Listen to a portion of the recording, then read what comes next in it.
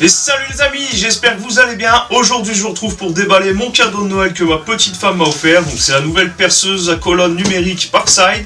Donc je vais vous la présenter, vous la comparer avec l'ancienne. On va comparer un petit peu les différences notables par rapport à la différence de prix aussi. Parce que celle-ci elle est dans les 60 € et celle-ci elle est dans les 150 €. Tu vois, donc c'est déjà plus le même budget. Néanmoins, on va voir un petit peu si les prestations sont au rendez-vous et si la différence de prix est justifiée ou pas. Voilà, donc je viens de déballer la machine, je l'ai montée, j'ai étudié un petit peu la notice, je vais pas te mentir, pour savoir un petit peu à quoi je m'attends. Et là, on va passer tout de suite à un petit point caractéristique technique de la nouvelle machine. Donc là, tu as une puissance nominale de 710 watts, tu as donc deux positions de vitesse, je te montrerai juste après. La première vitesse va de 170 à 880 tours par minute. La deuxième vitesse va de 490 à 2600 tours par minute. Donc les vitesses de perçage maximum recommandées par le constructeur sur l'acier est de 170 à 880 tours par minute et sur le bois de 490 à 2600 tours par minute. La capacité de serrage du mandrin va de 1,5 mm à 13 mm. Donc ça c'est une question qu'on s'était posée sur le groupe Parkside. On a la réponse, donc c'est 13 mm maximum, comme la Bosch. La course de perçage maximum est de 100 mm. La dimension de la plaque de base est de 330 par 300 mm. La machine pèse 9,4 kg et est munie d'une LED et d'un laser en croix. Voilà, alors, qu'est-ce qui change concrètement par rapport à l'ancien modèle qui était déjà beaucoup moins cher? Qu'est-ce que tu as en plus pour ce prix? Je vais te montrer tout de suite, tu vas comprendre. Attends, on va l'éteindre. Voilà, donc on va commencer par le début. Tu as une machine de toute nouvelle génération avec un système d'étau évolué, je vais te montrer. Donc tout nouveau système d'étau avec une sorte de pressoir ici.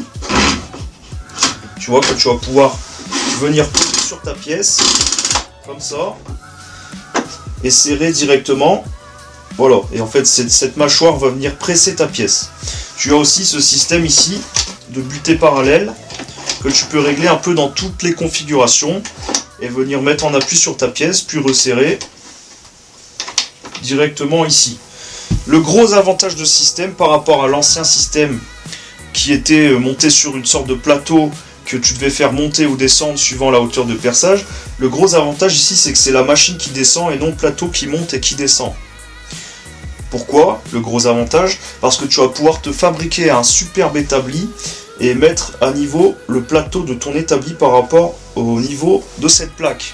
Ce qui va te permettre d'avoir un superbe appui sur les côtés pour pouvoir percer des grandes pièces et aussi d'utiliser par exemple une butée pour faire des séries de pièces. Donc ça c'est un bel avantage, ça m'a l'air d'être super bien foutu comme système. Donc ici tu vois, tu remontes ça s'adapte à toutes les pièces en hauteur, donc ça va pouvoir te presser ta pièce correctement pour la maintenir. Donc là par exemple on a utilisé ce petit bout de contreplaqué. Tu serres ici, et là c'est parfaitement immobilisé. Et pareil, comme je t'ai dit ici, c'est parfaitement mobile et réglable très rapidement et très facilement. Donc c'est vraiment un système très ingénieux et très intéressant. Comme je viens à l'instant de te le mentionner, c'est la machine qui monte et qui descend et non le plateau. Regarde un petit peu comment ça se passe. Donc tu viens desserrer ici cette molette de réglage et tu viens tout simplement actionner le volant pour venir mettre la machine à la hauteur souhaitée. Voilà, mettre plus ou moins ici. Et après tu resserres tout simplement. Et là ta machine est positionnée et peut monter et descendre directement. On va passer à l'allumage de la machine. Donc ces boutons tout à droite, tu appuies quelques secondes. Hop, ça s'allume. Donc tu vois, affichage digital rétroéclairé, donc c'est super agréable, super confortable pour travailler. Tu vas pouvoir régler la vitesse et tu vas pouvoir également régler la profondeur de perçage. Je vais te montrer ça juste après. Tu as la remise à 0 juste ici, voilà. Donc la machine reste sur 0. Je vais te montrer juste après comment ça fonctionne, mais juste avant je te montre. Donc tu as un éclairage LED intégré pour éclairer la zone de travail et tu as le laser en croix qui vient cibler directement ton point de perçage et ça c'est super agréable, c'est vraiment un confort de travail très agréable. Alors pour la butée de profondeur, tout se passe ici, de ce côté là. Donc ici tu as la butée qui est insérée dans un orifice et là tu as un levier pour venir la serrer. Donc tout simplement tu le desserres et ici tu vas venir afficher la profondeur que tu veux en actionnant le levier, le volant, et en le descendant à la profondeur souhaitée. Par exemple 10 mm admettons. que tu veuilles usiner une pièce à 10 mm, tu règles ici 10 mm et tu viens resserrer ton levier. Et quand tu vas relâcher, la machine va remonter tout simplement de 10 mm. Et là, tu perceras des trous de 10 mm à chaque fois grâce à la butée numérique. Donc ça, c'est super intéressant, super confortable pour l'utilisateur. Alors en comparaison, le système de butée ici sur l'ancienne, tu vois, c'était une sorte de truc là avec un papier autocollant. Tu desserres ici derrière et tu venais régler en bougeant cette molette la profondeur de perçage souhaitée, par exemple 20 mm.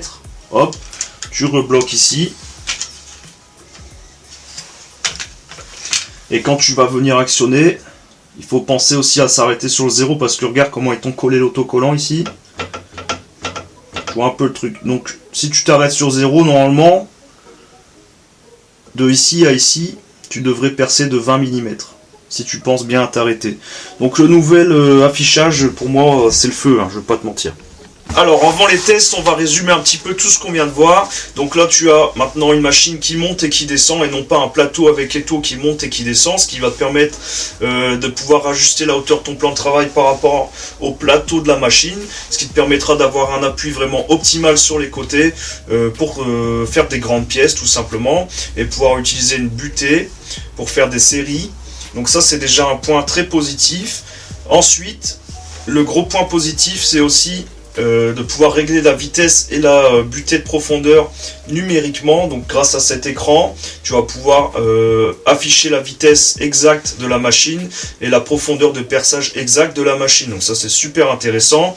Pour revenir aussi à cette transmission, donc maintenant tu as deux vitesses, une vitesse lente, on va dire vitesse lente mais avec plus de couple, et une vitesse rapide avec moins de couple mais que tu vas pouvoir monter vraiment très haut dans les tours pour pouvoir usiner toutes sortes de matériaux. Ça s'adapte à tous les matériaux. Et maintenant, vu que tu n'as plus de courroie et de galets, que c'est remplacé par des pignons, donc c'est terminé, tu n'auras plus de glissement grâce à cette machine. Donc ça c'est aussi un gros point positif, je vais pas te mentir. Et pour terminer, tu as le dispositif laser en croix qui va cibler directement le trou à percer et le petit éclairage LED bien sympathique. Voilà, grosso modo c'est ça les avantages que tu as avec cette machine par rapport à l'ancien modèle.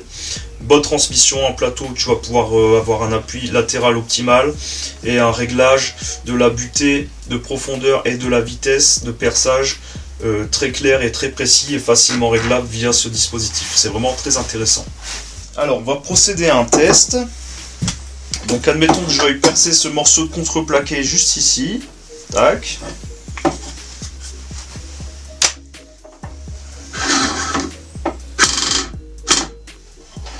Je vais venir allumer la machine. Je vais enclencher le laser, l'allumage. On va venir régler le laser ici en plein dans le milieu. Serrage ici. Et serrage ici. Ok. Alors pourquoi je règle le laser? Parce qu'une fois que tu vas descendre la machine, le laser ne sera plus bien centré. Ça c'est dommage. Si quelqu'un a la solution, je veux bien l'entendre parce que j'ai pas encore compris le système. Mais une fois que tu règles le laser en haut, il n'y a pas de souci. Ta mèche va parfaitement arriver sur ton point ici. Donc on va libérer ici. On va descendre. Et tu constates que la croix n'est plus alignée. Malgré tout, le forêt tombe parfaitement dedans. Donc on va serrer ici. C'est pas gênant en soi, il suffit simplement de régler le positionnement du laser quand ta machine est en haut. Bon, pour moi c'est pas fort gênant. Et de descendre par la suite, après avoir positionné ta pièce dans l'étau. Donc là normalement ta machine doit être fixée au plan de travail. Néanmoins je vais pas t'expliquer pourquoi moi je la fixe pas, mais je te conseille vivement de la fixer. Personnellement je vais lui fabriquer un établi spécial pour elle, pour que tout soit à niveau et que ce soit nickel.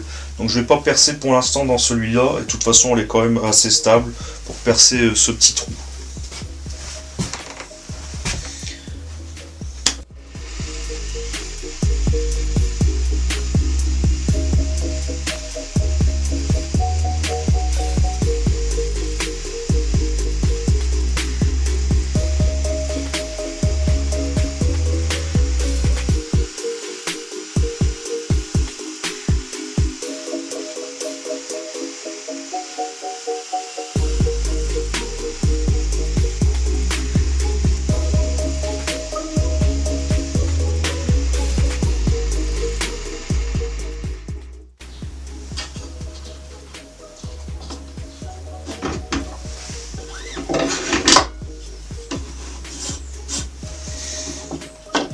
Voilà, donc ça fonctionne parfaitement.